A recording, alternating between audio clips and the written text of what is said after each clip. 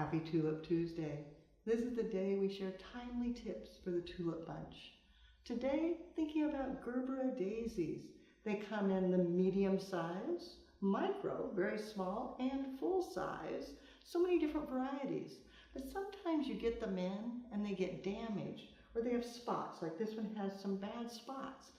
You don't want to just throw it away, but how can you use it? That's where you want to do a little bit of manipulation. Maybe it's pulling the bad petals out. Maybe it's taking scissors and giving it a cut. You can do so many different things, giving you totally new look that's still amazing to add into your arrangements with just a little bit of creativity. Now you know how the pros do it.